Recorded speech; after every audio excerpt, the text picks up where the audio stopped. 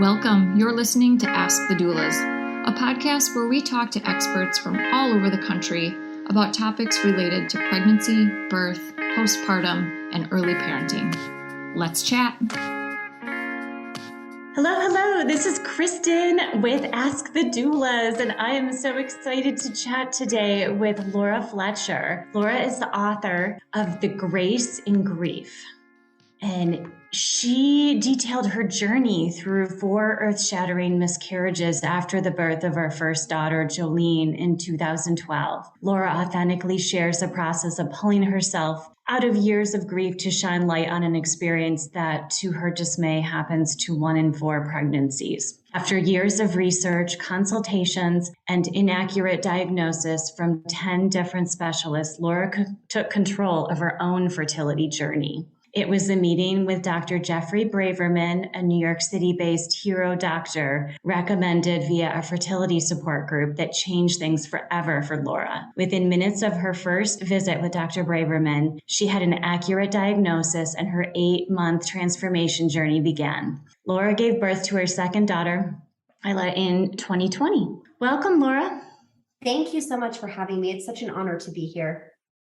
I am so thrilled to really have your vulnerability and sharing your story. So many women are struggling with miscarriages, infertility, and I feel like they don't talk about it enough. So the fact that you have this book out there in the world as a resource for our clients is amazing. Thank you. Yeah, I agree. I think that people really struggle to talk about miscarriage. I think that they struggle to ask for the help and support that they need and deserve around miscarriage. I think that that is a systemic problem that originates in our society and in our doctors' offices, and then it's carries into our day-to-day lives, which is so unfortunate. So that's a big part of why I did write The Grace in Grief, was to kind of challenge this stigma around miscarriage. Exactly. Yes. And so I know you obviously took control of your own fertility journey, found the doctor who really was there to believe in you and support your unique journey. So I would love to hear a bit more about how you found the right support after obviously meeting with so many different specialists. Yes, it was a journey. Oh my goodness. I saw over the course of a decade, I don't remember the exact count, but I think it was somewhere to the tune of 12 different specialists. And all of them, same messaging: you're perfectly healthy, you're perfectly normal. This is a common occurrence. You are young, continue trying, everything will be fine. At one point, I even had a doctor say to me while I was having a mild mental breakdown in his office, he said to me, "Don't worry, we'll make the next one stick."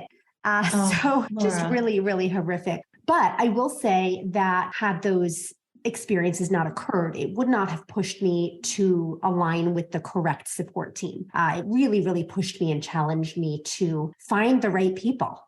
Yes, exactly. And so as far as your balancing, I know part of, our goal today is to talk about balancing life and fertility treatments. So motherhood with your first daughter and going through the journey with conception all over again. So how did you balance things? It was extremely hard. And I can tell you right now, it would not have been possible for me had I not had support within my family, within my immediate close friends, from my workplace. I think that it's something that has to come from all angles, right? Because we have to balance so many things, even just the logistics of the doctor's appointments. It takes so much time. And we can often find ourselves in a position where we don't have a supportive workplace, or we don't have a supportive partner, or we don't have an understanding family member, or maybe our friends can't relate or empathize fully with what we're experiencing. And it can feel really, really alienating.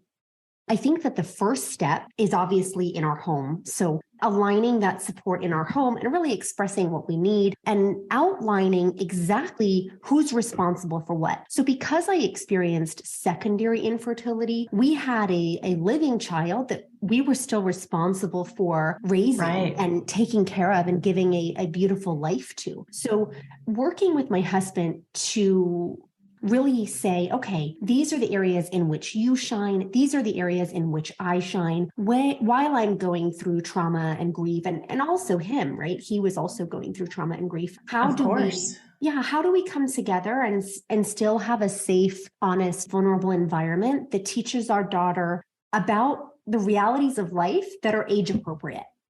Yes. And how much did you share with your daughter? How was she involved in this process?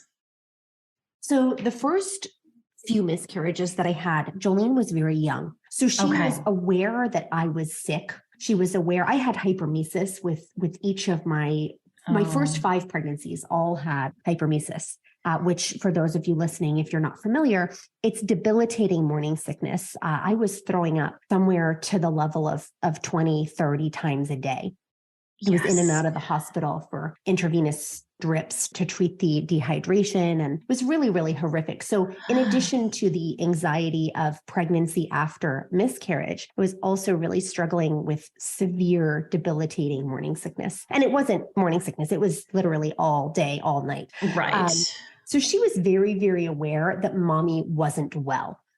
We did not go into the details when she was young. We really didn't go into the details of what was actually happening other than explaining that mommy was not feeling well and that daddy was going to kind of have to step up to the plate, for lack of a better term.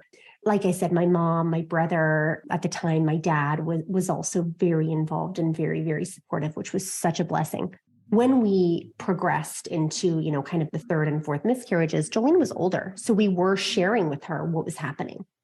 Yeah, that makes sense. And then you had your daughter, obviously during, quite recently, so during pandemic times. Yes, just to add to the trauma of my experience, my daughter was born as COVID was kind of just hitting its initial peak here in Florida. And I kind of look back now and laugh a little bit because my mom had been telling me like, oh, have you heard of this COVID thing? Oh. And I kept saying to her, oh, it's not, don't over sensationalize. It's not a big deal. It's just similar to the flu. And the next thing I know, we may get into this later in the show, but I was, because of my recurrent pregnancy losses, part of my treatment included suppression of my immune system. So that obviously can be really scary during a worldwide pandemic that nobody fully understands. Oh, absolutely. Yes. So, it went from this conversation with my mom where I'm saying, oh, don't worry about it. It's not a big deal, to the next day, my immunologist out of New York, Dr. Andrea Vidali, calling me and saying, hey, I don't mean to worry you. I know you're about, I think at the time I was around 36 weeks pregnant. He said, I need you to self-quarantine immediately. And I thought, I was kind of like, what? How do I do that? I have a job, I have maternity leave coming up that I have planned for, and I have a daughter who goes to school and all of these things. But I had to self-quarantine, with the exception, obviously, of emergency medical appointments until I gave birth. What a journey. Yeah, I led fertility support groups virtually across the US during early COVID. And a lot of the women, had to halt some of their, if they were early in the journey, had to halt treatments. So I'm glad that you were able to continue and you were already expecting by that point. So it was a struggle for a lot of women. It was a really terrifying time for so many reasons. And I have so many close friends and clients who had to completely cancel, whether it was egg retrievals or transfers or reproductive immunological protocols. They had to put them on hold indefinitely. And it was really terrifying because a lot of women, after they've had multiple miscarriages, they are kind of feeling like they're up against the clock, right? Because a miscarriage, that takes quarter of a year out of your reproductive window because you obviously are pregnant and then you are miscarrying and then you have to recover from the miscarriage. So it can take a hefty chunk out of a year in which you feel like you're already up against the clock. So to then additionally have people saying, oh, well, we're canceling all non-emergency surgeries, whether that's egg retrievals or egg frozen transfers or whatever it may be, it was really, really traumatizing for a lot of people. Yes, for sure. So how did you navigate your emotions with prior losses and obviously navigating the pandemic? So how were you taking good care of yourself emotionally? It's a really beautiful question. Thank you for asking that. I'd say that I had to do a tremendous amount of healing before I committed to getting pregnant again. So after my fourth miscarriage, I took a long break in which I really committed to my overall wellness. I focused on healing in every aspect. So whether that was mentally, emotionally, spiritually, physically, and I really went all in. And I prioritized myself for probably the first time, possibly ever. And it was very empowering. First, it was really scary. It was hard, as the woman who is used to taking care of everybody and everything else, it was hard to say, hey, no, I'm gonna prioritize myself. It felt in the beginning very selfish and unnatural, but as I leaned into it, I recognized that I was able to be a much better partner, a much better mother. It was really enlightening for me. Hey, Alyssa here. I'm just popping in to tell you about our course called Becoming. Becoming a Mother is your guide to a confident pregnancy and birth, all in a convenient 6-week online program. From birth plans to sleep training and everything in between, you'll gain the confidence and skills you need for a smooth transition to motherhood. You'll get live coaching calls with Kristin and myself, a bunch of expert videos, including chiropractic care, pelvic floor physical therapy, mental health experts, breastfeeding, and much more. You'll also get a private Facebook community with other mothers going through this at the same time as you to offer support and encouragement when you need it most. And then, of course, you'll also have direct email access to me and Kristin, in addition to the live coaching calls. If you'd like to learn more about the course, you can email us at info@goldcoastdoulas.com or check it out at thebecomingcourse.com. We'd love to see you there. I bet. Yeah, that's beautiful. As mothers, there is a lot of guilt, but we have to take care of ourselves first before we can take care of anyone else. So I'm glad that you took the time and focus. So when did you begin the book writing process? I began the book writing process when I had my first miscarriage. And at the time, I didn't think of it as writing a book. At the time, I thought of it as kind of jotting down my visceral reactions to what was happening in my life. As I continued to have miscarriages and as I continued to meet people that were experiencing similar tragedies, I felt more compelled to build out the support piece within the book. And as I continued to learn and I educate myself, I became certified as a fertility doula and then a birth and labor doula. And I felt like there were a lot of things that I didn't know that could behoove individuals that are trying to get pregnant, regardless of whether or not they have had a miscarriage or experienced infertility. There were so many gaps in my care that I identified kind of retroactively. Yes. So that was really a driver for me, as well as, the cathartic process, obviously, of writing what I was experiencing, but also to educate people that had not experienced miscarriage, because I was on the wrong side of a lot of well-intended but brutal commentary and advice. And I thought, these people do mean well. Their intention is in the right place, but often they don't know how to support people going through something so visceral and so overwhelming as a miscarriage. Yes.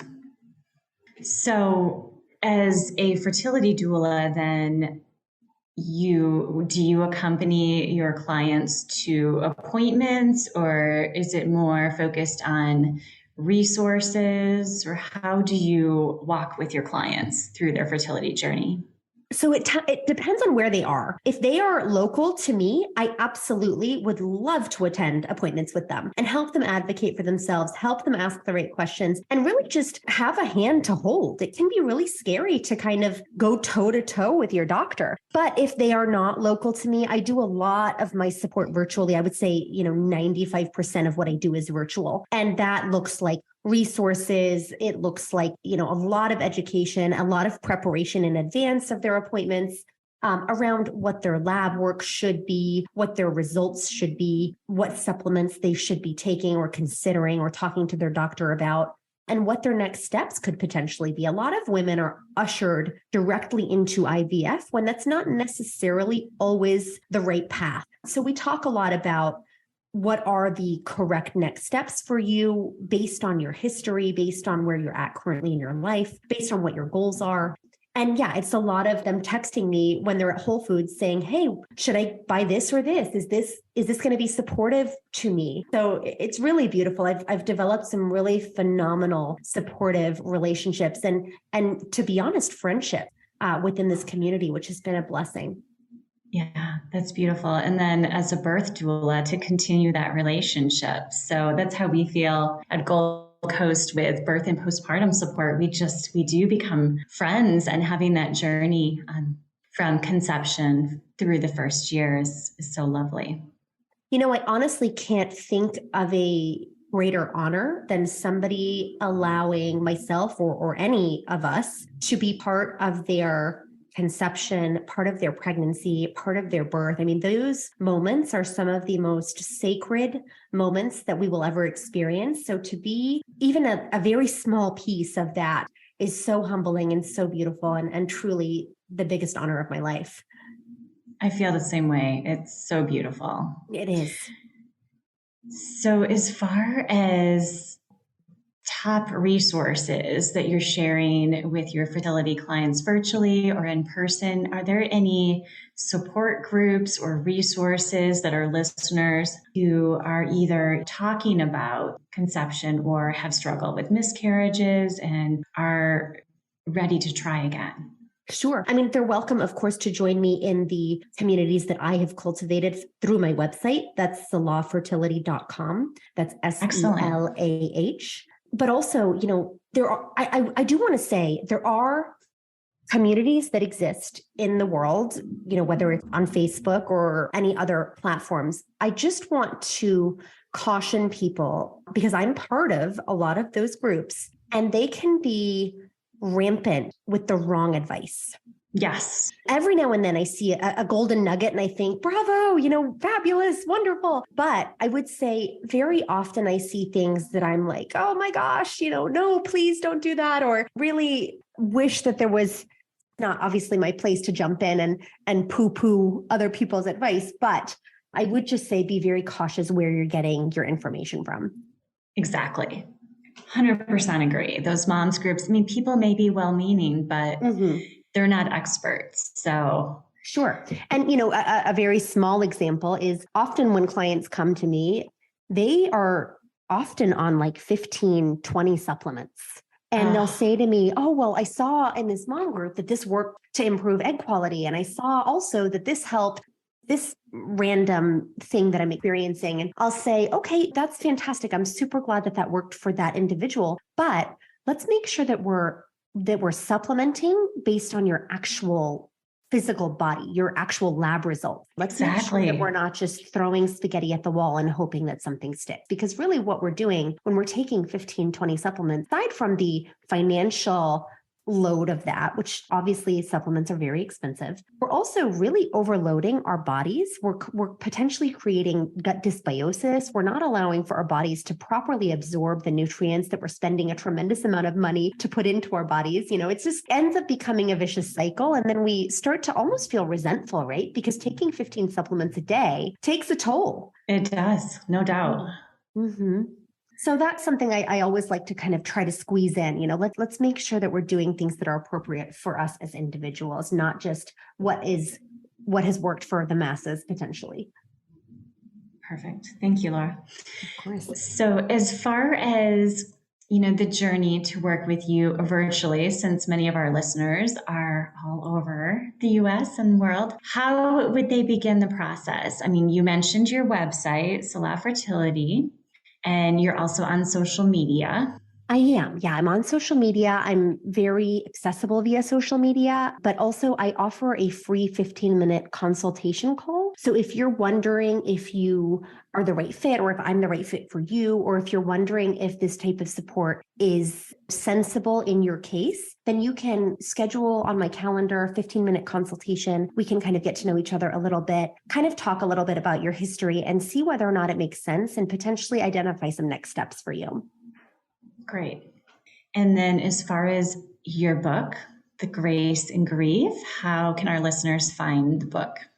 Thank you. The book is available via my website, but also via, national book retailers, Amazon, Barnes and Noble, things of that nature. Amazon's probably the easiest. Yes. Excellent. So any final tips for our listeners, Laura? I love to close with the concept that we are all very capable of healing. I think that fertility, whether it's a beautiful experience or a challenging experience, it still can involve trauma, right? So Yes. I think that acknowledging that the trauma exists and not sugarcoating the experience of preconception, pregnancy, birth, and postpartum allows us to heal whatever those wounds are for us. So talking about it and acknowledging it and taking away the stigma, but also acknowledging that we as individuals are so incredibly powerful and so incredibly capable. And with the right support, we can really move mountains. Yes, so true. So one thing I forgot to ask is we had talked a bit about partners also having trauma. Are there any good resources for partners to seek support in their own healing journey?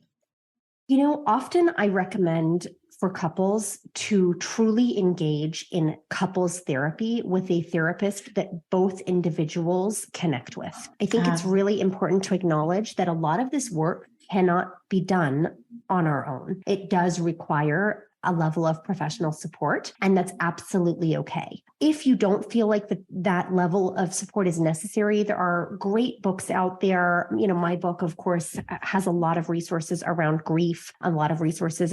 I do talk very candidly about, the impact of miscarriages and grief on my marriage. But yeah, I would say really do consider getting that professional support because often it is extremely helpful and absolutely warranted. Thank you. Well, appreciate the time today, Laura, and thank you for the important work that you're doing. Thank you so much. It's been an honor talking with you. Thank you for the work that you're doing as well. It's incredibly. Thank you. Take care. Thanks. You too. Thanks for listening to Ask the Doulas. For more information about Gold Coast Doulas, visit us on our website, goldcoastdoulas.com. We're also on Instagram, Facebook, and YouTube. If you like this podcast, please subscribe and give us a 5-star review. Thank you. Remember, these moments are golden.